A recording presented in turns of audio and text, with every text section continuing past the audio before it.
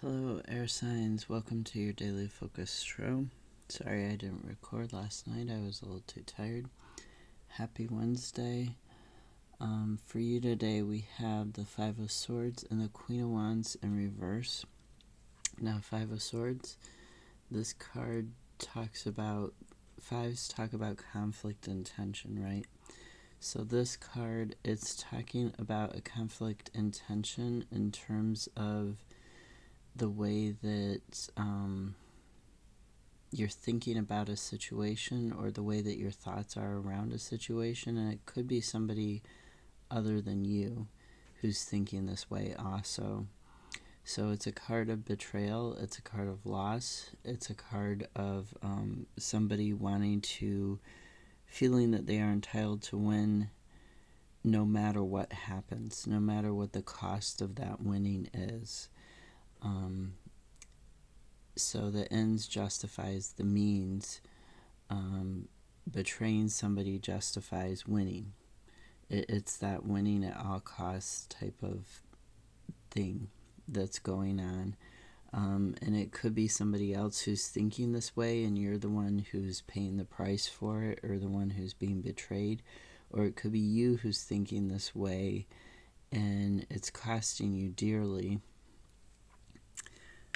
Now, the clarifier was the Chariot, and the Chariot, it talks about having a unity between all three aspects of yourself, between the conscious, the unconscious, the light and the dark, the things that you want to admit about yourself and the things that you don't want to admit about yourself. So that conscious, that ego state, and that shadow state, the things you repress and are in your unconscious that you don't want to admit about yourself, and the higher self, the spirit or the soul.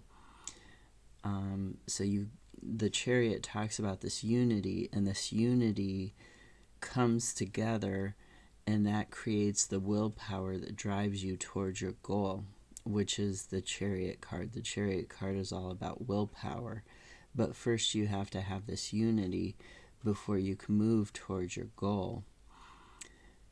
So when the Chariot is talking about willpower to move towards a goal, you have to first unify yourself.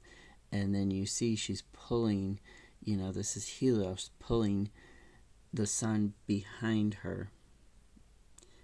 And the sun is all about growth, creativity. It's about renewal, rebirth, right? So she is pulling the sun, but you need to really focus on, if this is you who's trying to get an end goal, are you actually willing to give up everything to achieve this goal? If it is somebody else, are you willing to let them do this to you or to the people around you to achieve this goal? Is this goal really worth that much? Now, the Queen of Swords in reverse, when she's in the upright, she talks about reconnecting to yourself on a deeper level. She talks about independence and growth, right? So when she's in the reverse, this can talk about jealousy. This can talk about plans and ambitions being thwarted. It can talk about somebody who's cold, domineering, aggressive, introverted in a very negative way. Somebody who's very manipulative and possessive. So hopefully this isn't you, but this could be somebody around you. And then we have two clarifiers, the Three of Cups and the Lovers. The Three of Cups, this talks about community collaboration. It talks about fate and destiny. It talks about friendship. It talks about celebration and gifts. But this particular Three of Cups, I'm not sure why the artwork is the way it is in the Druidcraft, but this particular Three of Cups always gives me the impression that there's something going on behind the back, that there's something not quite right in the situation here. So while it is talking about that friendship, celebration, gifts, collaboration, community, especially because of the Five of Swords and the Queen of Wands in reverse. This is really not a celebration. This is something like a cover-up.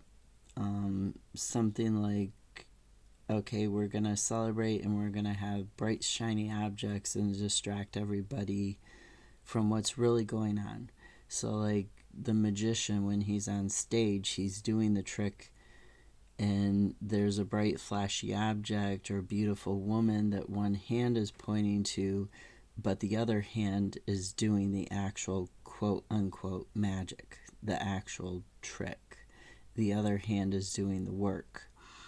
So, like this card, you can see he's the only one you can see both hands of. These other two, they also have their hands sort of behind their back and hidden in the picture.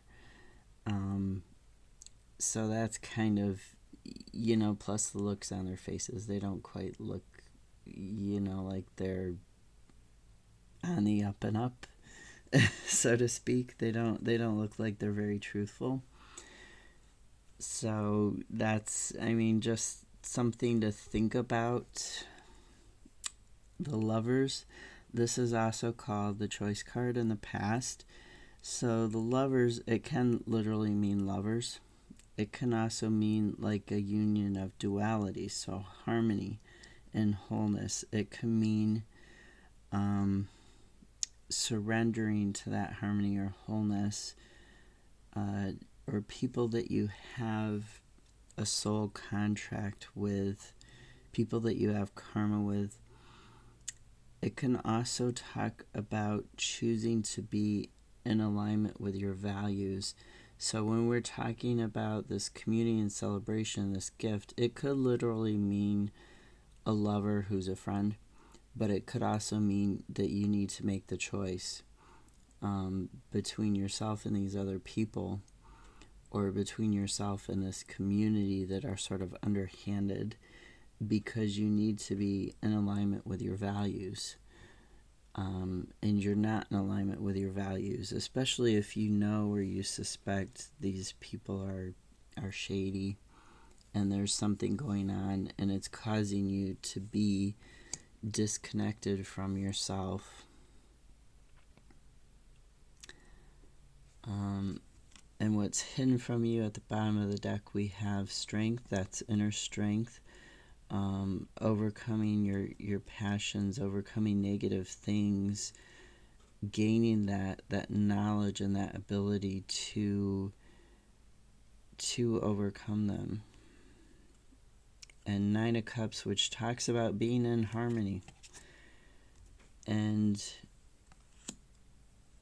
being grateful and looking at what you've accomplished and feeling that sense of success and that sense of, I'm in harmony with my life. Everything is flowing smoothly. This is great. So it could be that the Lover's card here, the choice is to be in alignment with your values, to choose harmony instead of whatever all this other stuff going on is, to get your inner strength and really decide to move away from the negativity. I hope this helps. Have a great Wednesday. I'll see you tomorrow.